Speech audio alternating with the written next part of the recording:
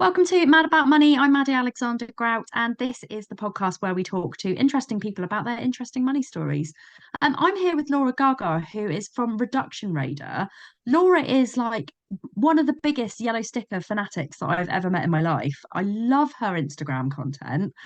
She is probably somebody who loves yellow sticker shopping more than I do. She is fanatical about helping people to save money, but also reducing food waste as well. Laura, it's lovely to have you with us. Tell us a little bit about you. Oh, okay. Well, I'm Laura. Like you said, I love yellow sticker shopping. I am 40 something. I work in public services. Yeah, I mean, I'm into reducing food waste, eating well for less. I'm vegan, so I follow a plant-based diet. Probably watch too many reality shows. I'm I'm with in you. Are you watching Big Brother? No, I'm not. I'm into Married First Sight at the moment, so I'm all about You see, how it. I think that I think every budgeter should be watching Big Brother at the moment because it's so hilarious watching them every single week completely fuck up the food budget. Do they still have the blackboard and they write? Like I used to watch it years ago, and they would write out the shop. Yeah, no, I haven't seen that, but they've every time they've won a luxury food budget, but they've run out by the end of the week, so they're clearly terrible at budgeting, which that they really do need our advice on this. So it's Well, I'm not all fun. greatest myself. So tell me what your money story is. Where did it all start? I mean, growing up, I was quite spoiled. I mean, it was interesting actually because my mum was a single parent. It's not that we particularly had a lot of money, and and she was working, I guess, sort of started off working quite menial jobs. So actually, I remember as a child being with my mum and going to like jumble sales like back then with her. And but I was always quite spoiled. It was almost like, if my mum had her last pound, she would have given it to me. So it's almost like she Mm, without so I could have. But I don't know. I mean, I suppose only she would be able to speak to this, but I do wonder whether there's something because she was struggling and she did go without that she found it very difficult to say no to me. So I don't really remember having much concept of money growing up. I would do things like I remember being my eldest sister, and if I had a penny left, I'd be like, can you give me £1.98 until next week? So I could buy whatever toy it was for like £1.99. And she'd be like, well, no, it doesn't work like that. And I remember being young actually and finding a £50 note on the street. I'd never seen a £50 note before. wow. Yeah, I picked up this money. I thought it was foreign money, and I was so excited. And I bought a Dirty Dancing soundtrack on cassette. I bought this. I mean, ironically, I bought this safe. Do you remember you used to get these sort of like little safes that you'd have to keep Yeah. for? I don't know. Maybe I needed to keep the tape in there. I don't know. Yeah, I can't remember. I think there are two things I remember getting. I can't remember what else I got out of the £50, but money would just burn a hole in my pocket, really, and I suppose I was just so used to being able to say, Mum, can I have this, can I have that, and get it. And and that sort of stayed with me, I guess, throughout my teens. I was just really quite irresponsible when it came, well, not just money, but a lot. But yeah, I think money was part and parcel with that. And I remember when sort of store cards came out at clothes shops, I would, run up the limit on store cards. I would run up limits on credit cards. When I was going off to uni, instead of getting like a functional bag that fitted your books in, I would go off to River Island or wherever it was and get a handbag and, get a new pair of shoes and, in different colours and this and that. And actually, when I was at uni, I got a county court judgment. I got a CCJ for not paying a phone bill because that was the other thing as well. I would like run up phone bills. Certainly in my early 20s, there would be this theme of like, I would like run up, sort of money on store cards and credit cards and phone bills. And then I would take out a loan to pay that off. And then I Yeah. would, you know, yeah, then I would take off out a loan to like pay that off. And then you're paying back the loan and you're still accumulating more debt. And and none of it was all frivolous, really, so it would just be clothes and going out with friends, and I suppose just a real frivolous attitude to money, and perhaps in some ways not really having to think about it too much, because I guess I always sort of thought, well, my mum will help me out, really. I think I always sort of just had this attitude, I will be okay until I wasn't, really. And when you finally decided that you weren't okay, what was your kind of aha moment, and how much debt were you in at that point? I don't actually remember how much debt I was in, but it would certainly be, like I remember being maybe like 22, 23, and then I would, perhaps get a couple of grand loan to pay off, Mm, I'd run up. And I remember just not feeling good about that, because that happened, that wasn't just like a one off and then it stopped. That would happen more than once. So I sort of just, I just didn't feel good about it.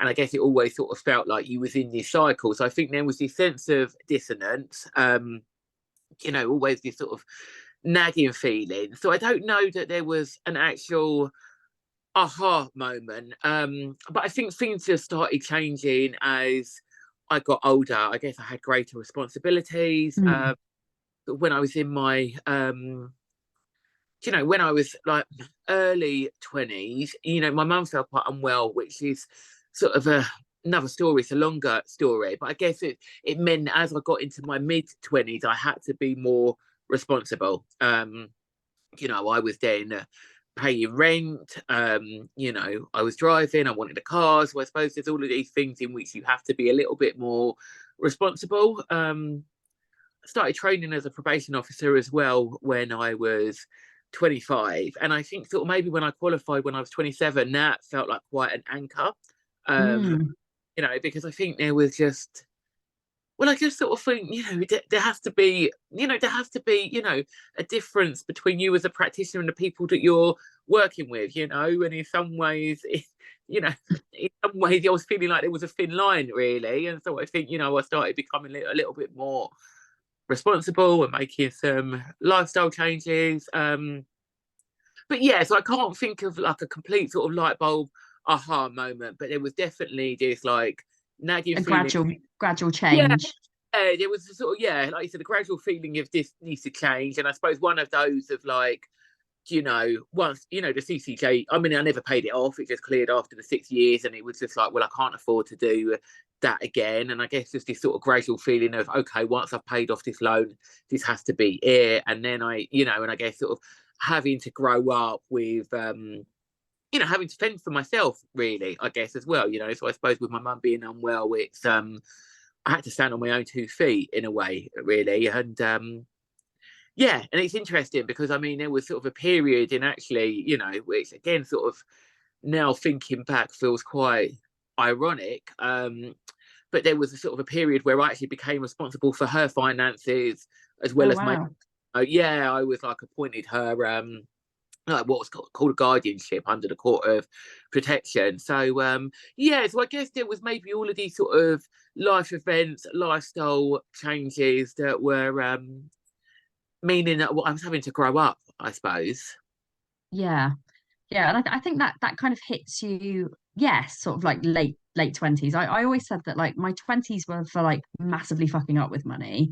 My Yeah, 30s were for learning, and my 40s are going to be for growing. So that's kind yeah, of where I see it. And I think that's really, I think it's the same for a lot of people, but what we need to do is start kind of trying to change those behaviors early on so that people don't make those massive mistakes in their 20s, because there isn't that financial education around, and it's really needed. Both of us are prime examples of the fact that if we'd have had that education in primary school, secondary school, college, even university, we might not have made the mistakes that we did. Do you ever think back and think, why did I buy those things?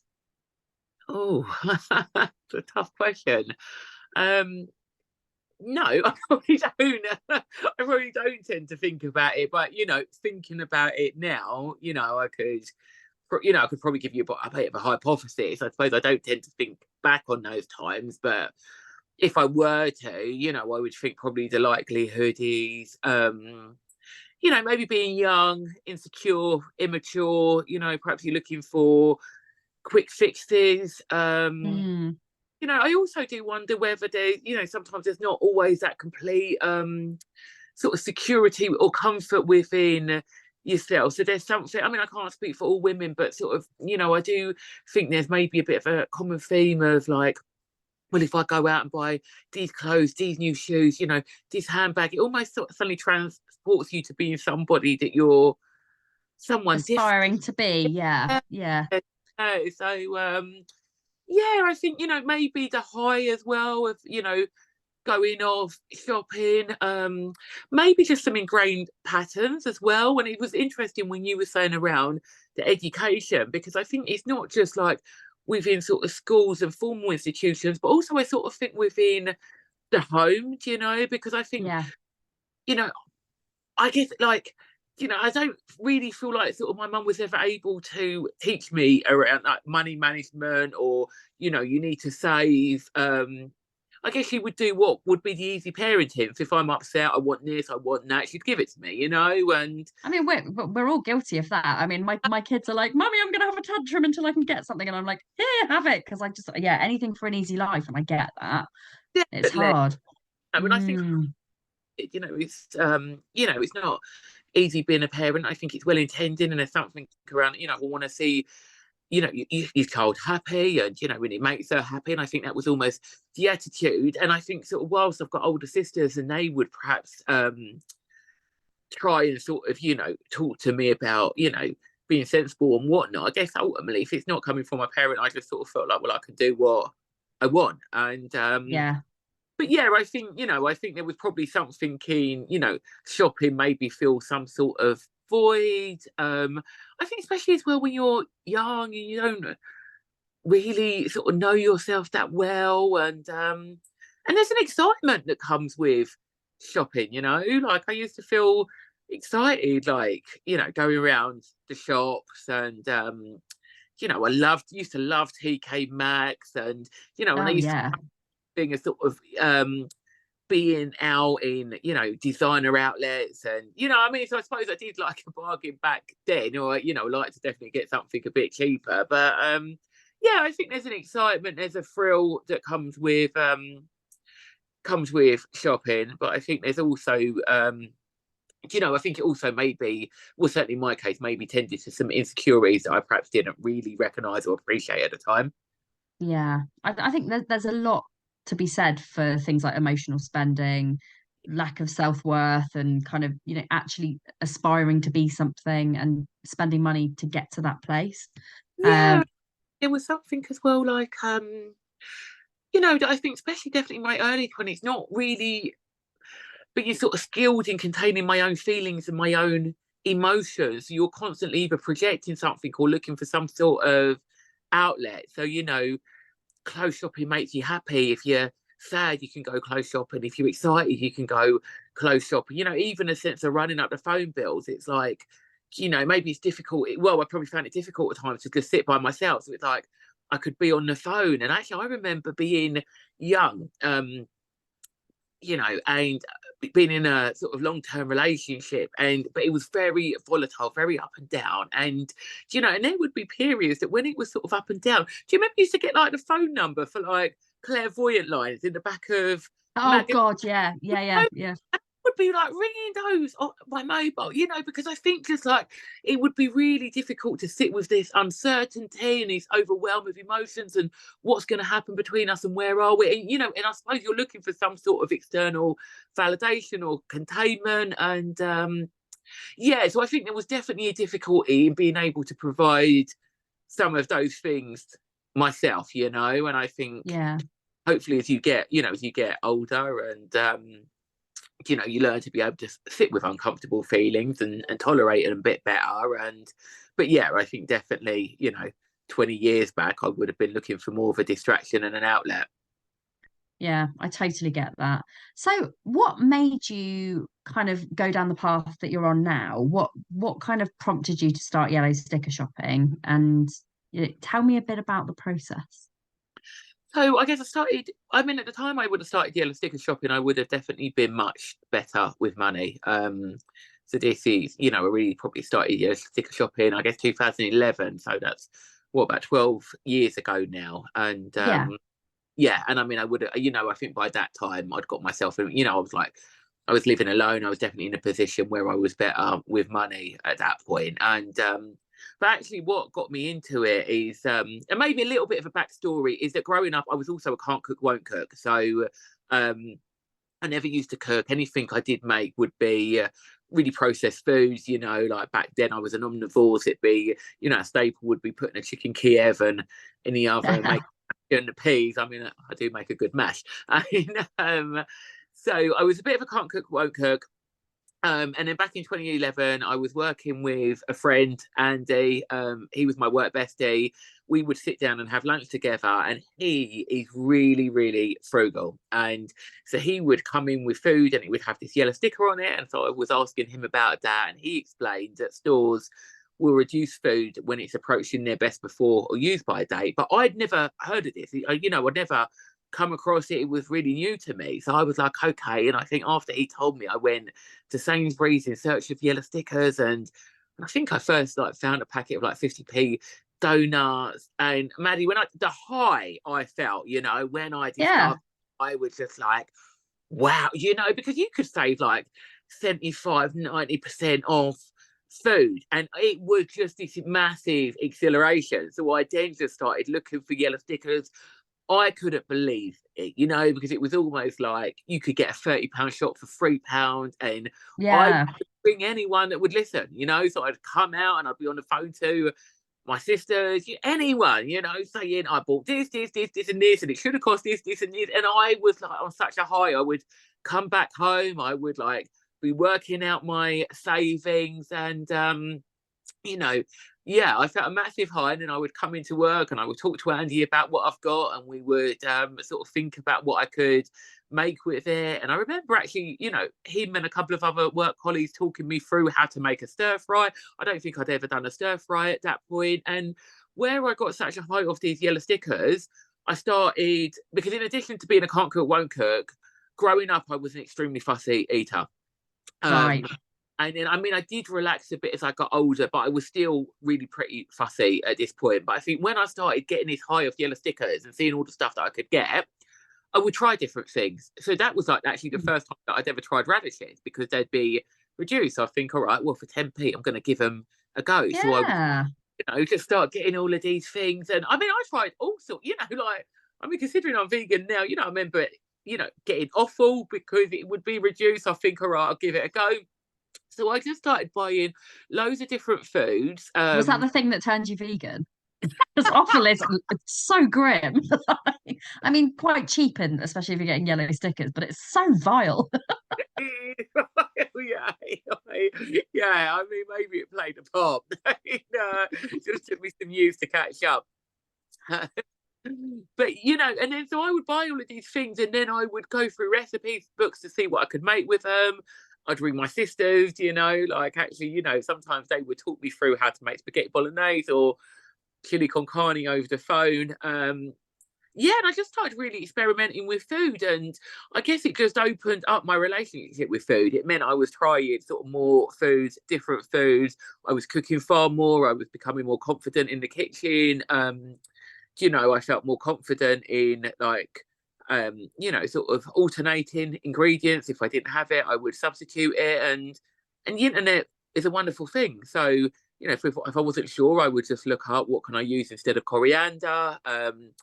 ChatGPT is amazing for throwing together stuff that you find on yellow stickers. I don't know if you've ever used it. No, I haven't. Oh, it's so good. So basically, if I go to the supermarket now, and I try not to, we've had this conversation. I do try not to go to the supermarket because I get really distracted, but I tend to go once a week just to check out the yellow stickers now. And if there's some stuff and I think, what can I do with that? I'm not really sure. If you put the ingredients into ChatGPT, it will come back with recipes that you can make things with. It's a Mate. really good money saver. That'd be good for you. That'd be good for your Instagram. Yeah. Oh, actually, and Yeah, and I guess it just, it completely changed my relationship with food because it meant I suppose normally what people do is, oh, I'm going to cook this and they buy the ingredients. Where I was doing it in reverse, I'd see, well, right, I've got this. What can I make with it? And Yeah. and then it just became a bit of a staple. It's like I said, sort of more than 10 years down the line. And in some ways, it probably did play a part. Well, it did play a part in me turning vegan because I would eat less meat because I would not buy it unless it was It was reduced. reduced. Yeah. Yeah, it used to be the stuff that is most sought after, really. Yes. So I didn't, or even if I thought, right, well, it's not reduced enough, I wouldn't get it. So I started eating more vegetarian meals, then eventually going vegan, and yeah, and now I suppose it's just a norm for me now. It's just a complete staple in terms of how I shop, and and I suppose the process tends to be that I have a regular Tesco's and Sainsbury's that I go to. I've got a good idea of what time they're going to have their final reductions because they Mm. will at the day, but the reductions will get bigger towards the end part of the store opening times. And yeah, and then I will just pick things up. And I mean, I still sort of cook and shop in the same way. I'll pick things up and then I'll decide what I'm going to make with what I've got. But I use other things now. I use that Olio app, which is a food sharing app. So Yeah. Brilliant app. it's so good. I love it, and it's I was using it all the time, especially in lockdown. And, so I'll collect food off that. And yeah, and I mean, different things now, like the last couple of weeks, I've been buying fruit and veg from Uber Eats on a Monday because they give 50% off fruit and veg on a Monday. And if you select to pick it up from the store, you don't have to pay for delivery. So, Useful. Yeah. That's yeah, really good. But do you know what? It's weird. It's weird actually that and it's only been now that I've thought about it. But actually, when I go yellow sticker shopping, they actually have so many like reduced to clear ready meals that are vegan or vegetarian. really. And I think, do you think maybe that's because it's not as popular and people are looking for the meat? I think it's a really good option for vegans and vegetarians. I hadn't thought of it that way before. Yeah, I mean, I think as well, I guess it's, there's been such a launch of plant-based vegan foods, Mm, which is incredible. And it's really growing in popularity, which again is great. But honestly, I think as a general rule, in stores, we have too much food as it is, so whether that's me, vegan only items, I think all stores are stocking too much food. We don't need mm. all of this, it needs to be cut down.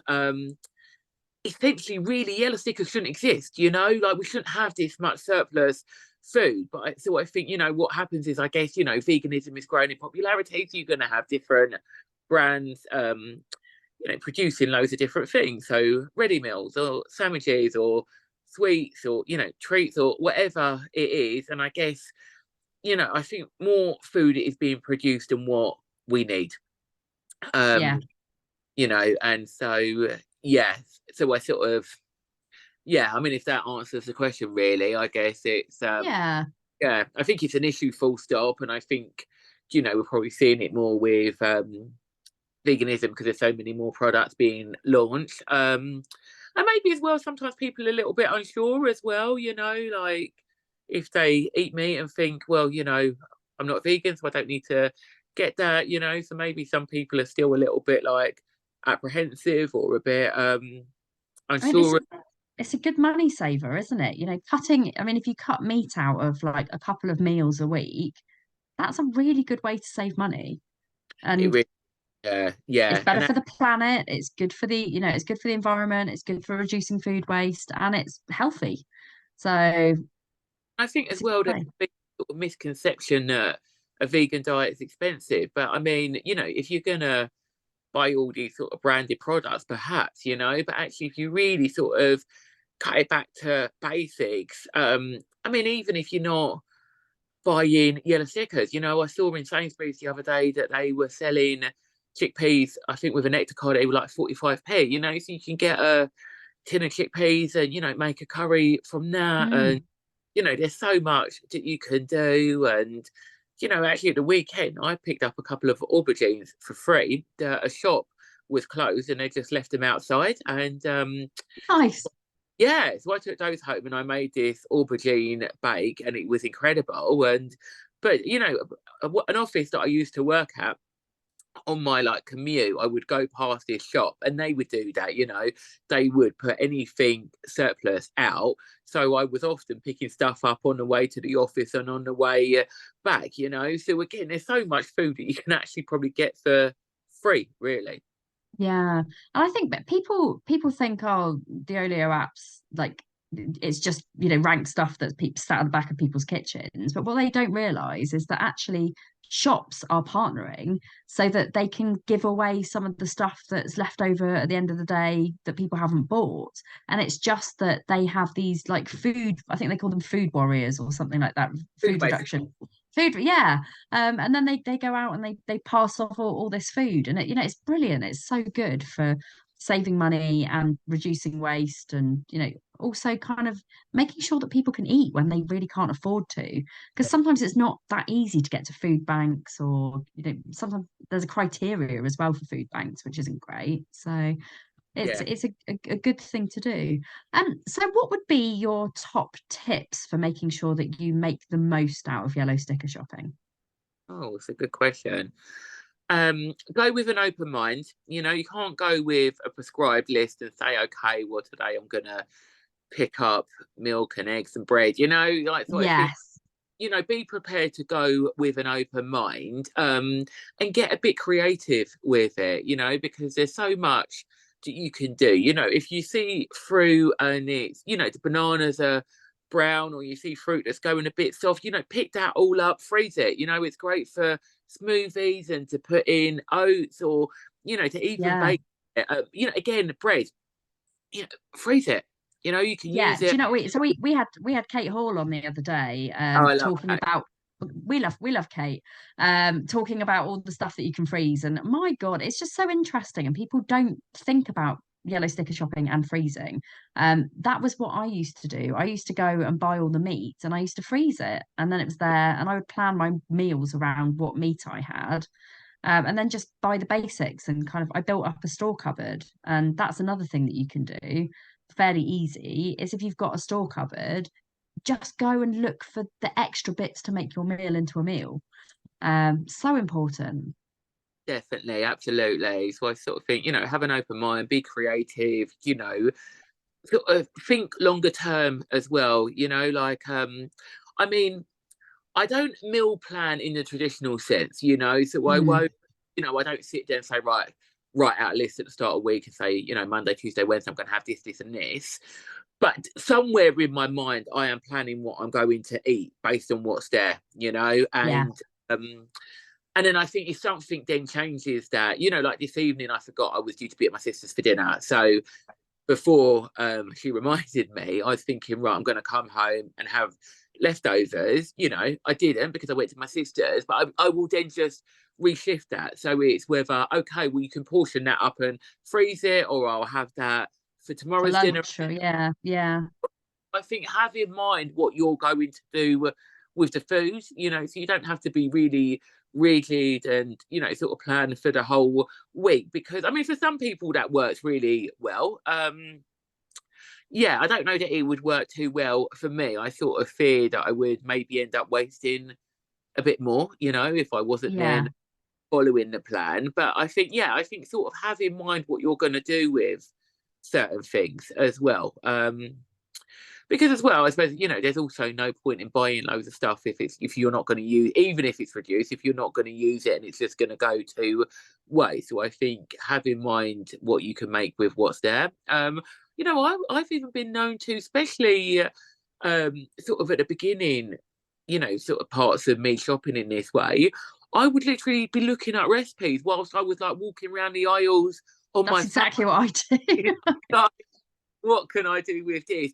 And what I would, you probably do the same, Maddie, but what I would do is, even if I just had a couple of ingredients that might seem a bit obscure, like say, for example, I had peanut butter and potatoes, I would literally Google peanut butter and potato recipes. And I Right, I would love for somebody to prove me wrong, but I am, I'm convinced that you could Google any combination of foods and you will find a recipe for it. Like Yeah. anything you think of is never that original. I remember wanting to make hummus and I had no chickpeas, but I had kidney beans. I Googled kidney beans hummus. Of course, there's a recipe for it, and Yeah. so I think It's about what's getting my creative, isn't it? And that's where ChatGPT comes in as well. It's just banging, that sounds a bit wrong. Just like merging things together that don't necessarily go. I mean, like, God, I remember that whole like Slimming World craze, that like Fanta chicken thing. Whoever thought that Fanta and chicken would go well together? But my God, it really bloody does, and it tastes amazing. So yeah, it's a weird one, isn't it? But I think people do need to get more creative with the way that they shop. Because also, I think people don't save money because they just cook the same things over and over again, and it gets boring. yeah, it does. Yeah, So yeah, it's about yeah. that variation. So yeah, and you shop at Tesco's, don't you? Tesco's is probably my fave. I do shop at Yeah, Tesco's. I also shop at Sainsbury's. I do really like Sainsbury's. Like yeah, me too. what I love the most actually in any store is the dry section. That's my favourite reduced section. So when they've got dented tins, I might get like packets of cat food because the box is broken. Sometimes if they're clearing a line, it'll be reduced. Like I love that because that's where you're going to get things like the tin tomatoes, tin beans, packets of rice maybe because the packaging is broken and they've had to sellotape it up. Yeah. Um, so I love those sections. So Tesco's and Sainsbury's are definitely, Tesco's is my favourite, but Sainsbury's is my second. And but Well, yeah, it's a good money saving tip for you to assist in your yellow sticker shopping. Did you know that you can buy discounted vouchers through the Mad About Money app for both Tesco's and Sainsbury's? no, I didn't. So I need to get on now. You do it, and it's completely free to download. And you set your own budget. It helps with budgeting as well. So, say for example, you know that you spend £300 a month in Tesco's, buy £300 worth of vouchers, and you save like a tenner. That's So brilliant. it's just an extra way of saving a bit of extra money on top of your yellow stickers. That's so good. Shameless plug there, guys. It's got to be done. Got to be done. But I mean, I'll shop in most places, depending on where I am. Some Marks and Sparks. I used to have a little local co-op to me, so I would go in there. Asda. I love having a little look in Holland and Barrett. Oh I think, yeah, yeah, again, especially being vegan because they'll well, they have things like flax seeds or whatever it is, tofu, tempeh. They do a lot of, and peanut butter you might see reduced. So I just love to pop in there. I mean, the main bit for me is, I suppose, rather than it being a specific store per se, I like if I'm passing a store, I'd pop in and I will just look in the reduced section. So no yeah. matter what store I'm in, I'm always looking in the reduced section to see what's marked down. Yeah, and that's the best way forward. I love it. Well, it's been amazing having you on. I really want people to go and check out your Instagram because I find recipes from your Instagram, so Oh, I love good. it. So tell everybody where you can. God, Maddie, get your words out. Tell people where they can find you. So my Instagram is at reduction_radar, and radar as in RAIDER, and then the number one. And yeah, and then once you're on there, there's also a link to my blog, my podcast. I mean, people can search for that by just searching All Right Raiders in Spotify or Apple Podcasts, wherever people get their podcasts. I'm also on TikTok, but yeah, I think the place that I'm most active is Instagram. Amazing. Well, it's been lovely to have you. I think we need to get you on more regularly to talk about your bargains. Oh, Also, I'm oh, hoping that we're going to see more of you in the app as well, in the Mad About Money app, because I think your tips would be really, really useful in there. oh, definitely. Thank you. Oh, thank you so much for coming on. So guys, for anybody who's listening to this on Spotify or Apple Music or on YouTube, you're in the wrong place. You can definitely listen to it there, but you are in the wrong place. You need to come and watch the videos in the Mad About Money app. If you haven't heard about Mad About Money, it's all about helping people with self-development. it focuses on every single area in your life that helps you to be better with money. So we talk about money mindset, money education, reducing spend, but also really important life issues like neurodivergence, parenting, mental health, and physical health. Also nutrition. So it's a great place for you to learn. It's free to download, and of course, you do have all of the discount vouchers as well, which is going to help you with your Christmas shopping this year. So make sure you go and check it out. I'm Maddy Alexander-Grout, and if you haven't heard of me before, you can check me out on TikTok at Mad About Money Official, or on LinkedIn. Just connect Maddy Alexander-Grout. And we will see you next time, guys. Thanks for listening.